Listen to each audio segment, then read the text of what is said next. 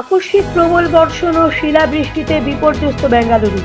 বিভিন্ন বৃষ্টিজনিত দুর্ঘটনা মিলিয়ে মৃতের সংখ্যা বেড়ে দাঁড়িয়েছে 10।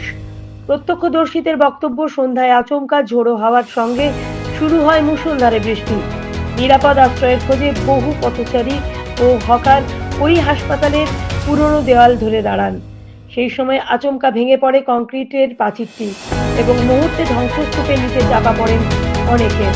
এমজি রোড, ইন্দিরানগর, পোড়ামাংলা ও বিটিএম লেআউট শহরের একাধিক গুরুত্বপূর্ণ এলাকা জলমগ্ন হয়ে পড়ে।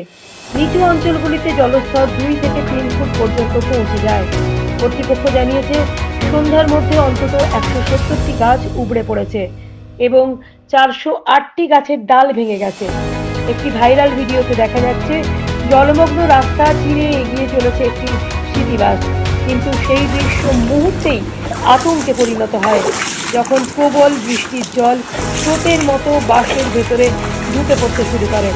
হঠাৎ এমন পরিস্থিতিতে যাত্রীরা কার্যত হতভম্ব হয়ে পড়েন। বাসের ভেতরেই তৈরি হয় চরম বিশৃঙ্খলা ও আতঙ্কের আবহ। দেখতে থাকুন বিপ্লবী সংবাদ দর্পণ ডিজিটাল মিডিয়া পেজ, সঙ্গে দীপান্বিতা।